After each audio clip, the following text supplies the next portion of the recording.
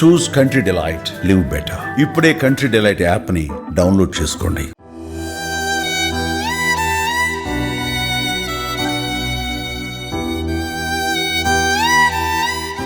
చిన్నపిల్లలు చేసిన తప్పులను తల్లిదండ్రులు సరిదిద్దాలి. అలాంటిది వారిని తిడితేనో కొడితేనో దారికొస్తారనుకోవటం కరెక్ట్ కాదు. లేదంటే తీవ్ర పరిణామాలు చూడాల్సి వస్తుంది. అలాంటి ఘటనే కోల్కతాలో జరిగింది. ఓ పిల్లాడు చేయని తప్పునకు ఆమె తల్లి అందరి ముందు కొట్టిందని పురుగుల మందు తాగి ఆత్మహత్య చేసుకున్నాడు. అసలు ఎవరా బాలుడు? ఎందుకు ఆత్మహత్య చేసుకున్నాడు?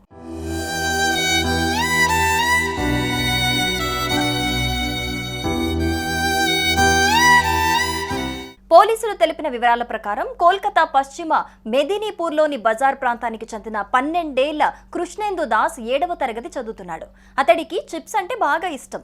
అదే ప్రాంతంలో ఉండే శభాంకర్ దీక్షిత్ అనే వ్యక్తి షాప్కు చిప్స్ కొనుక్కోవడానికి వెళ్లాడు. అయితే దుకాణదారుడు కనిపించలేదు.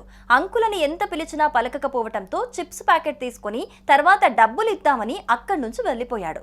ఇంతలోనే షాప్ యజమానొచ్చాడు. అదే సమయంలో బాలుడు చేతిలో చిప్స్ ప్యాకెట్ కనిపించింది. ఆగ్రహంతో దుకాణదారుడు బాలుడిని వెంటపడి పట్టుకున్నాడు. కోపంతో ఊగిపోయిన షాప్ యజమాని బాలుడిని అందరి ముందు చెంపదెబ్బ కొట్టాడు. తన షాప్ నుంచి చిప్స్ ఎందుకు దొంగిలించావని ప్రశ్నించాడు. బాలుడి చేతిలో ఉన్న చిప్స్ ప్యాకెట్ను అందరికీ చూపించాడు. అక్కడితో ఆగకుండా రోడ్డుపైనే బాలుడితో గుంజులు తీయించాడు.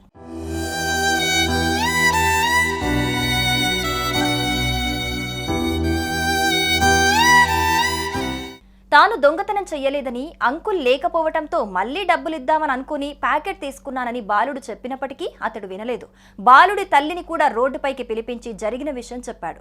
అయితే అసలు విషయం తెలుసుకోకుండా ఆమె కూడా బాలుడిని చెంప మీద కొట్టింది.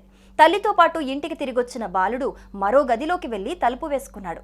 ఎన్నిసార్లు పిలిచినా బాలుడు తలుపు తీయకపోవడంతో అతడి తల్లి పక్కింటి వారి సహాయంతో తలుపు పగలగొట్టి చూడగా అప్పటికే బాలుడు స్పృహ తప్పి పడి ఉన్నాడు. నోటి నుంచి నురగ కారుతూ ఉండటంతో ఆసుపత్రికి తరలించారు. చికిత్స పొందుతూ బాలుడు మృతి చెందినట్లు పోలీసులు తెలిపారు.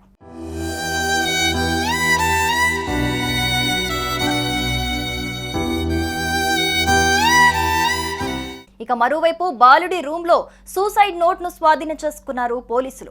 ఆ సూసైడ్ నోట్లో బాలుడు చెప్పింది మరో విధంగా ఉంది. తాను షాప్లో దొంగతనం చేయలేదని, షాప్ అంకుల్ లేకపోవటంతో తిరిగి వస్తుండగా రోడ్డు పక్కన పడున్న చిప్స్ ప్యాకెట్ కనిపించిందని రాశాడు.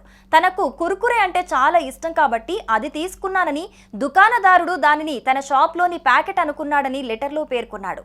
తనను క్షమించాలని లెటర్లో రాశాడు బాలుడు. ఇక ఈ ఘటనపై కేసు నమోదు చేసుకుని దర్యాప్తు చేస్తున్నారు పోలీసులు. దుకాణదారుడు పరారీలో ఉన్నాడు.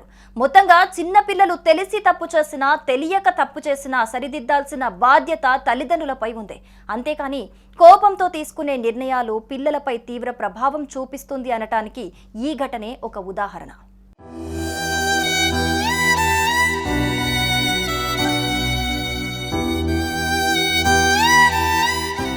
సుమన్ టీవీలో మీ పర్సనల్ అండ్ బిజినెస్ ప్రమోషన్స్ కోసం కింది నెంబర్కి కాంటాక్ట్ చేయండి.